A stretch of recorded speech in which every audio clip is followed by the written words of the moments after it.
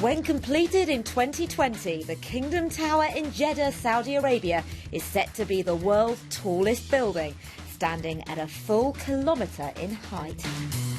Yet aside from the glitz and glamour in these megastructures lies a problem. How to create elevators high enough to service them. And that's what Finnish lift makers Koni have been working on solving. When I was told I was taking a trip to Finland, I wasn't expecting to end up 300 metres underground in a limestone mine. But it is for good reason. This is part of a lift testing facility. Well, you've got to test them somewhere, and it's easier to dig down than to build skyscrapers for the purpose. These machines provide the muscle power to carry these heavy steel cables. Due to their weight, conventionally it's only been easy to build lifts up to 500 metres in height.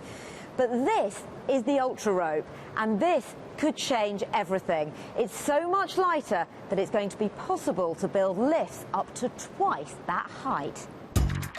And this carbon fibre, boxed in friction-proof coating, is 7 times lighter. Typical high-rise elevator higher than 500 meters, it can have ropes 21,000 kilos, and that's a lot.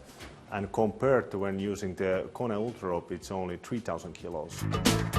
So some of the world's tallest buildings, like the Shard in London, have a changeover floor where you move from one lift to another, something lighter cables would avert the need for, whilst also saving 15% of the energy. So when it comes to putting elevators through their paces, what's involved? Obviously safety is vital, but speed, installation simplicity and reliability are important factors too. There's also the human test, how being in a lift affects your mind and body. My ears keep popping, which is really quite uncomfortable. But there's also the question of stability, and that's where this comes in. The coin test, I'm told, is commonly used in trialling elevators. A smooth enough ride and the coin should remain standing on its side.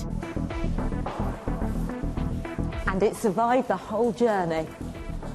The latest developments here mean that the Kingdom Tower will be able to enjoy the world's highest lift, measuring 660 metres and travelling at 10 metres per second, which will also make it the world's fastest double-decker. Other manufacturers are raising their game too. German lift manufacturer ThyssenKrupp has been developing the world's first cable-free elevator. Known as Multi, the system uses magnetic levitation, with the lifts being able to move horizontally as well as vertically. Well, the biggest benefit is really that there are no limits in height anymore. You can build it as high as you want without limitations, which is definitely creating completely new types of architecture which are possible now. A combination of electricity and permanent magnets attached to the cabins will control their movement, acceleration and deceleration. Hoping for a speed of 5 metres per second, they're not going to be the fastest, but with more carriages possible, destinations should be reached sooner. Although there's no finished product to show you yet, the first full-size Multi is expected to be in place next year. But would you feel safe travelling in one?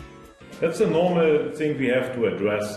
That it doesn't have any cables doesn't mean it is not safe. We are used to trains which are running without people steering it. We are thinking about cars without drivers. So I think it will probably take a little bit of communication, but I don't think it will be a big issue. So thanks to the technology of the elevators we can travel in, it seems for the future of architecture, the sky really is the limit.